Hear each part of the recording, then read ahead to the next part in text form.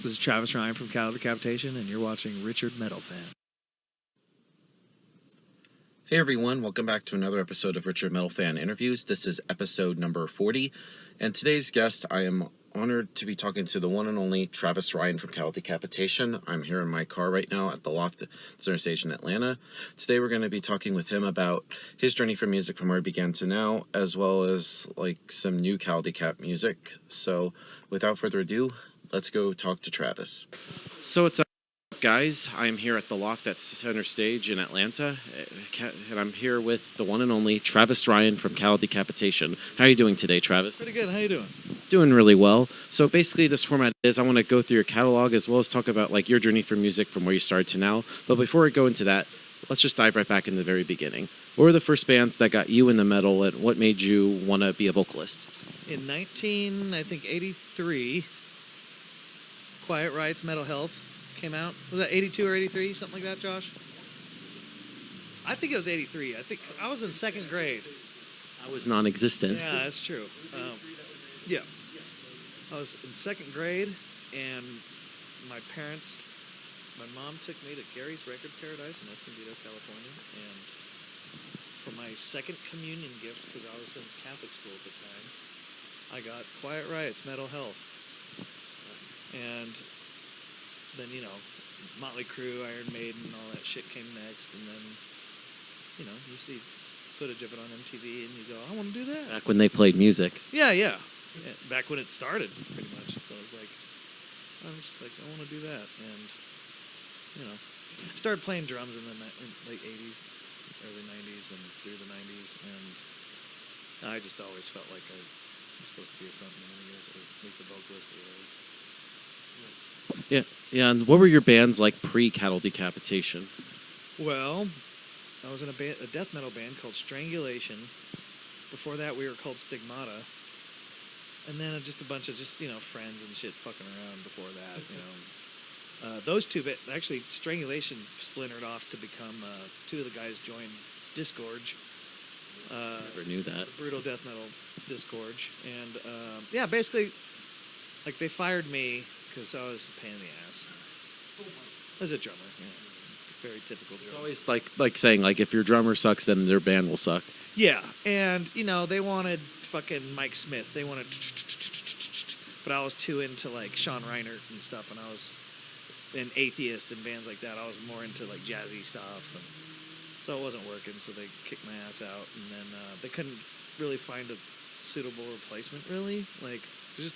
Drummers are hard to find, especially in sleepy North County of San Diego. So, I fucking, that was it. They went and, I went and joined Cattle like a couple years later, and then they had joined Disgorge, and then we both kind of started doing stuff at the same time. She Like Gutted came out, and then Human Jerky came out. That was like your debut album in '99. How did that whole writing and recording process come to be of that? We could have done the entire thing in a week. Because like all the songs are like a minute or 50 seconds. We would write 3 songs a day or so for about a month or so, just on select days throughout probably a month, and then the recording was 8 hours or some shit, something like that. So that was quick. All that stuff was quick. 2000, you dropped I think what is it, Homivore? Or was there like pressure to follow up Human Jerky? Well, what's funny is we wrote Human Jerky and we didn't really stop writing. We just kept writing the songs for Homivore. So actually both records came out within a 9-month span of each other, something like that. So that's crazy. So you just had more just going on the flow. You just wanted to write more. Kept going. Yeah. I think 2002 you dropped To Serve Man. Man, it's definitely a big musical change from the first 2 albums. Did you think after the first 2 you wanted to like try something new? Well, we had always been, I think the way I've always put it is Human Jerky and Homivore were more of our attempts as a bunch of grind type dudes to do death metal, which was a failed attempt if you think about it. To Serve Man was a little bit more streamlined death metal, but still had 2 spastic of parts. Like I wouldn't consider our band death metal. I think things have splintered and segmented into too many other things that it would do a disservice to. I think a lot of bands end up doing a disservice to actual death metal by calling themselves that. It's just because it's has growly vocals and fucking blast beats doesn't mean it's death metal to me, anyways. Yeah, well, I know your first two albums were just more of that grindcore stuff. I feel like you definitely have the death metal influences. I don't think there's no denying that. Influences, sure, but I just, that was such a specific. I feel like more of a specific sound than what has come from it. I don't know. They called us death grind for the longest time, and to me, that's fair. That makes sense. Yeah, and this year's also the 20th anniversary of To Serve Man. Do you have like a different perspective about that? Honestly, I'm not a fan of that record. It was a transitional period.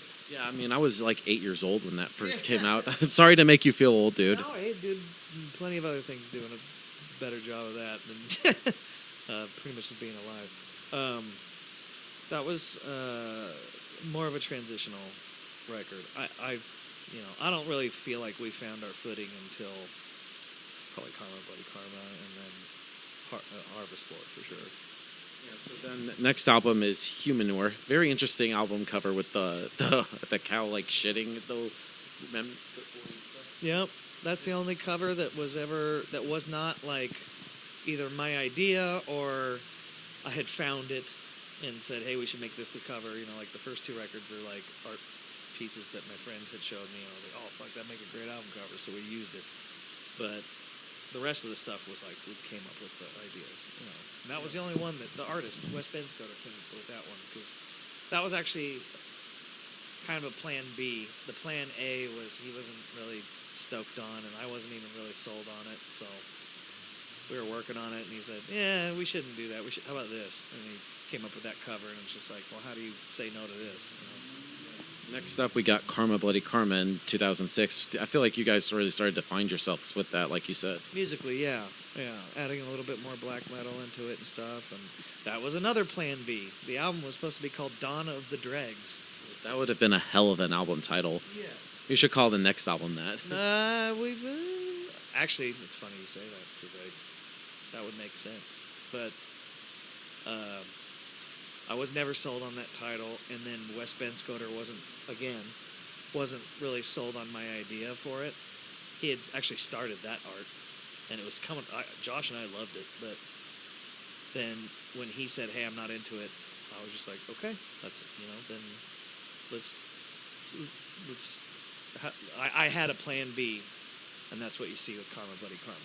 That was actually a plan B. It was supposed to. These are like this is. Artistic, how things ideas flesh themselves out, and stuff. So I don't know. It's kind of interesting. It's weird.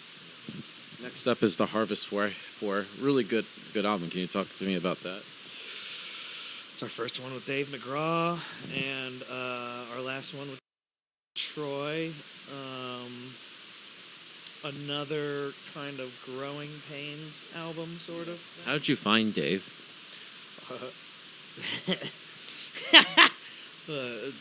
Fucking Josh. He was playing in this band Sleep Terror, so we just had a feeling it wasn't going to work out, and we were right, and we stalked him like cats. Yeah, and pounced on his ass. Yeah, did he bring like something new rhythmically to Cattle that you didn't before? Yeah, and songwriting. He brought songwriting to the table. He's got this fucking crazy knack, this really cool thing he does. I think it's cool as hell. He comes up with riffs in his head, and then he shows them to the guys on a fucking, not a guitar, but a guitar neck. I've never seen anybody else do this. That's really amazing. I never knew that. It's bizarre, yeah. It's just a guitar neck that he took from some beat or, some guitar. And he's had the same thing forever, and he'll show them the riffs that he has in his head, and then they'll, look at it and look at what he's doing with his hand. It's fucking weird. It's just something cool that, actually, I don't even think we've ever talked about that in interviews, but that's how he brings... It's an exclusive. Yeah, that's how he brings a lot of riffs to the table. The Monolith of Inhumanity, and that was the album that got me into Decapitation. Was it like going from Harvest War to Monolith? I felt like a natural progression. But at the same time, dude, to be honest, I was starting to like think maybe we were slowing down, not musically, but physically. Like I was thinking maybe we won't be touring much anymore, and just I don't know. Things didn't.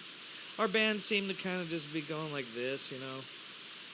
Not really, yeah, just kind of meandering along, and then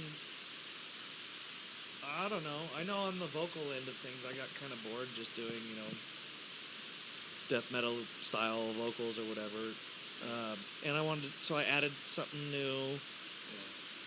That what we weren't really able to. I tried to do it on the last two the records previous, but we never really captured it right in the studio. Like the producer, we just never really made it happen to the way I wanted until Monolith, and then that's why you see a lot more of that be prevalent on that. With the living, breathing piece of Defecating Meat, we do a living, breathing piece. That was the first song where I showed Dave, hey, this is what I'm going to be doing. And I don't know how to record myself. I'm not good at recording myself. I don't like doing it. So our demos are crap. That's why we never really put out demos, is because they really are like, it's me sitting there humming into the fucking MacBook and shit, and I showed him, and he goes, well, I'm just going to have to trust you, because that sounds like shit. And that's the chorus you were just singing. Yeah. I'm like, trust me, dude, it's going to be cool. It'll be different, and it's weird, and this and that, and whatever. And I wasn't even sure myself. I was just kind of throwing shit against the wall and hoping it stuck. And it stuck. So that bought us another fucking, 10 years up until this point. Yeah, and it's also the 10-year anniversary of that album. Yeah. Do you feel like you guys have evolved from Monolith to now? Oh, yeah. I mean, that was like the beginning of the experimentation, and I feel like we've honed that sound on the two records prior, or after. My favorite are the last two records, Anthropocene and Death Atlas. Mostly, I don't know. Musically, I'm into depressing music. That's more my forte. I don't really listen to modern death metal or modern metal unless it's like the weird atmospheric black metal or some shit. I don't know. And one more thing about Monolith, I also liked the video for Forced Gender Reassignment. Yeah. How did that whole idea and concept come to be? Well, it was simple. We were paying for it. The band was paying for the video, so we didn't have to worry about what we were doing with Metal Blade's money. It was our money. And that may not sound like anything, but that's something like, the viewership or whatever. The fans aren't really supposed to know or understand or give a shit about, but it became a thing with this, because it was like, okay, we could do whatever the fuck we want, because we don't have to worry about Headbangers Ball or getting it on MTV and playing within these rules. I said, one thing it doesn't seem like anybody does is take these horrible fucking lyrics, like, or something, there's no video, there's a reason why there's no video for I Come Blood or Necropedophile or some shit. And I wanted to do that. I wanted to take the lyrics and have him put them on the screen, no matter how fucked up and horrible it is. He took some artistic liberties that I was kind of like, and I still to this day, I'm like, I don't think we need to go there. But the whole point was, no, all bets are off. This is more of an experiment. Not so much to like what we can get away with necessarily, but just like nobody does this. Like, why don't we do extremely, gory videos when the song is extremely gory? Yeah. Yeah, and it's like number one on like WatchMojos.com's like top 10 controversial videos. It's like a top countdown video YouTube channel. It was like number one in the countdown of like top 10 shocking videos. It like beat out Madonna and shit. That makes sense. Like, there's other videos like Nine Inch Nails Broken, and there's other videos that are up there with it or whatever, just as fucked up or whatever.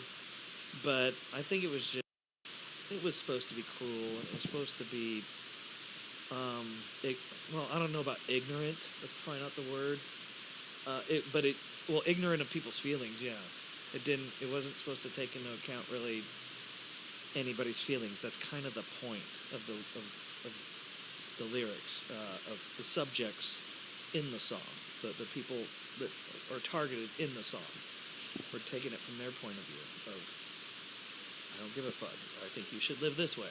Okay, well, now how do you like it? You know? And also that same year in 2012, you started a Murder Construct. How did you decide to come up with the side project? Well, that wasn't my thing, and that actually started. You know what's funny? I got asked to do that in probably like 2002. Shit. And then we didn't do anything until like 8 or 10 years later or something.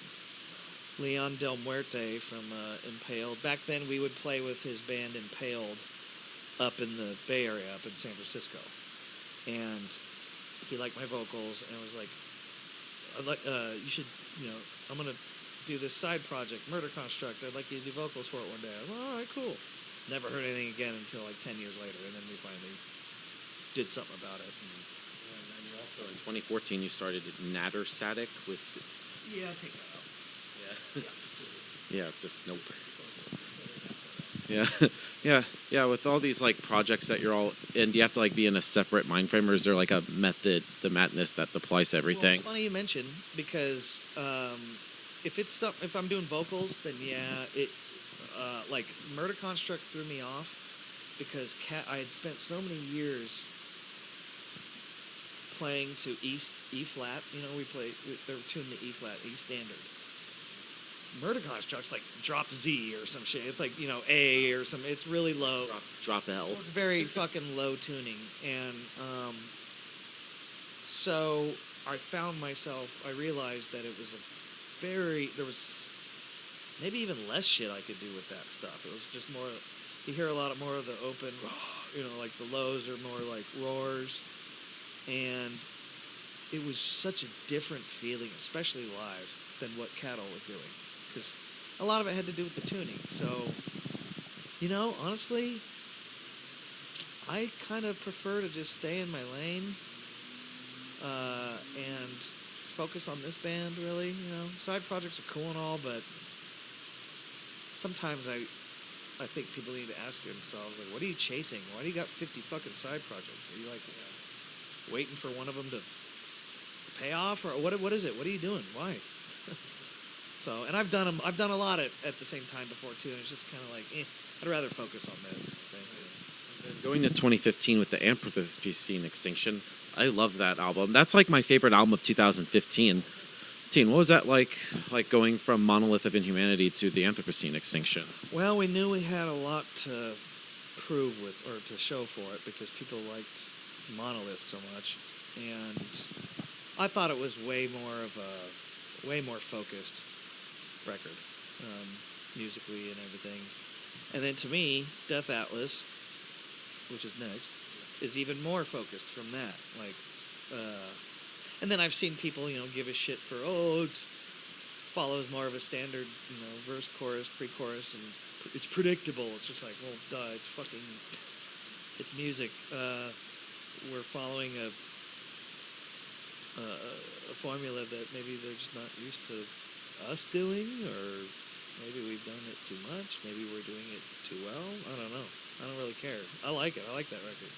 I remember first seeing you all on that album cycle. You played at the Old Masquerade back in 2015. Yeah. It was like Dark Sermon, King Parrot. Forget who else is on the bill. At that fucking middle room. It was the Purgatory. Yeah. And I almost died because I was like crowd surfed there, and I freaking hit my head on the concrete back. Well, I thought I almost died, and my buddy's like, dude, you're fine. Don't be a pussy. And I'm like, fuck you. Somebody started firing shots outside. Oh shit. We were like loading out, or we were loading. I think it was after the show, or I think I left because I had like a big bump in my head. I live to tell the tale. Somebody started shooting outside. There was like shots fired, and I think we were in the middle of like about to load out or something. I just remember King Parrot running in, going, "Oh fuck! Shots fired! Shots fired!" Like, well, yeah, it's the United States. And then Death Atlas in 2019, it came out on Black Friday, which funny enough, you played in Atlanta on the release date. How was that whole like? That was also the last time I saw you guys. That was a great show. I remember that show. I don't think, what room was that in? It was in Hell. Oh, it's because I remember you did that tour with the Revocation in 2017. That was like the middle room or something. Anyways, I hate the whole, sorry. I love Masquerade and all, but The hell, heaven, purgatory thing is so cheesy to me. Yeah, they've had that for years. I know. It's just annoying when people are like, which one is it, hell or heaven? I'm like, what's the fucking capacity? That's what I go by. 300? The room where you can fit 300 or the one where you can fit 25? Yeah, you only played heaven and hell in the new one. You need to do purgatory, then you would have completed the masquerade trifecta by playing all 3 stages. I like the masquerade. I think that last show was sick. Yeah, I go to so many shows of the masquerade to the point where the staff knows me. Yeah. I mean, every time they see me, they're like, "Ah, shit, here's Richard. Here we go again." Yeah, but then Death Atlas, like, it's been 3 years since it's been released. Do you have, like, an overall conclusion of this album cycle? It's called COVID-19. And I feel like lyrically with, like, Bring Back the Plague, it almost feels like you almost, like, predicted it. Or it has, like, different meaning now. All that is if you talk about relevant stuff, you're gonna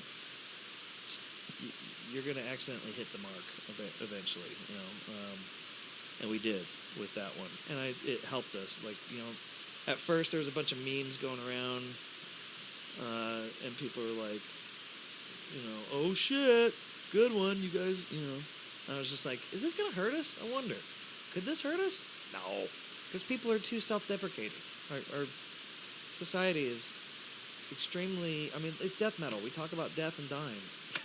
So Death metal in a nutshell, people. See, there I go. I just called ourselves death metal when earlier I was saying Contradicted himself. Travis Ryan did. That's the thing. It's like it's even permeated my brain where I just sometimes skip the.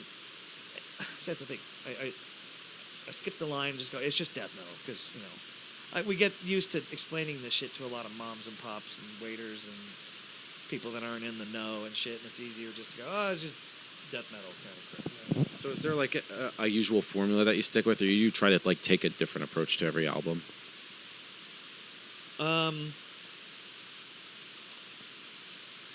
Well, now that it's formulaic. It's been formulaic since To Serve Man, because simply based off of for me, because I can only speak for myself. I used to, Human Jerky and Homivore, I wrote the lyrics first, and then I would piece them to the music later. Yeah, you pretty much led me into my next question.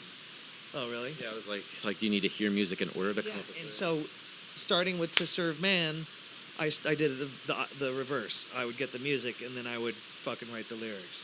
So, I'm actually, they're on song 11 right now. I'm on song 5 or 6.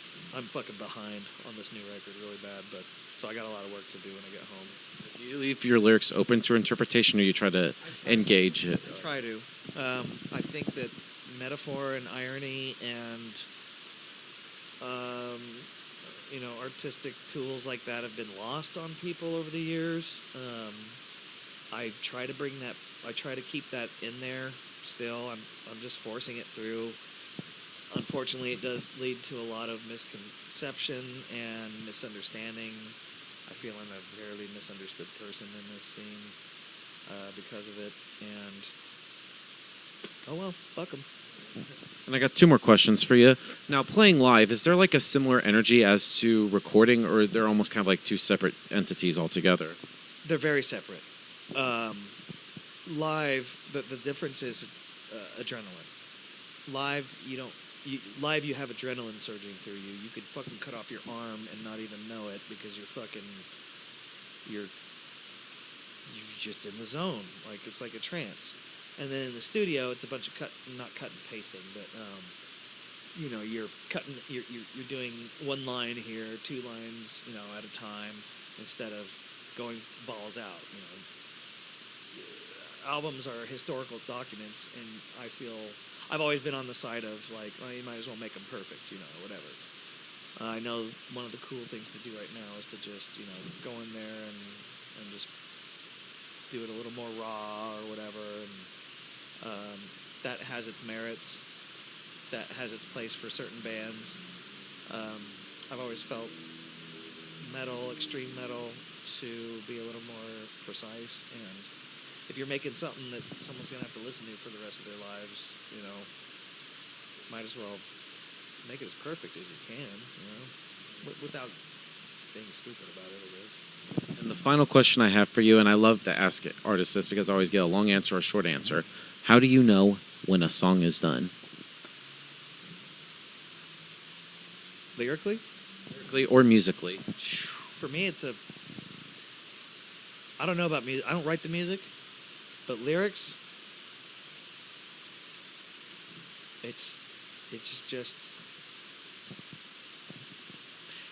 well, it's always a work in progress for me up until the the um up until the vocals are fucking cut and entered on on there.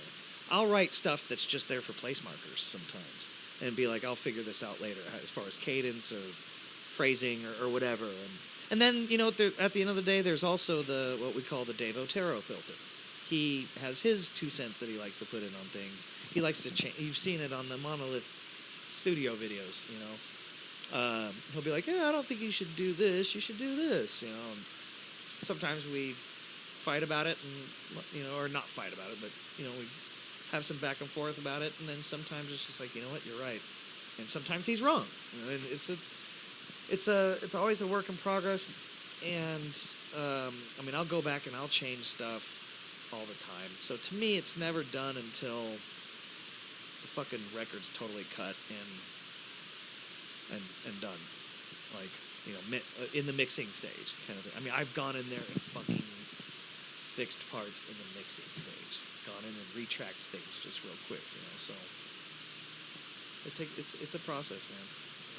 So before we go, I just want to thank you for this interview. And currently on this tour with Last Seconds of Life, Creeping Deck, and Extinction AD. Just anything else you'd like to promote in terms of like new music or tours? This will be uploaded by midnight, so if it hasn't been said yet, don't announce it. Okay. No, we've got a bunch of stuff this year, touring wise, but nothing in the States until the end of the year, which I can't really talk about yet because it hasn't been announced. But tell me off the camera. Yeah, we're doing Europe and all that shit. Festivals and stuff, but we're recording May and June, so we've got a lot to do between now and then. They only got a couple songs left, and I've got 6 or 7 I gotta write. But we'll see. I don't know. And follow me on Twitch. Travis. Yeah, great to promote. So Travis, thank you, man. Thank you. Everybody, Travis Ryan from Decap. We'll see you next time.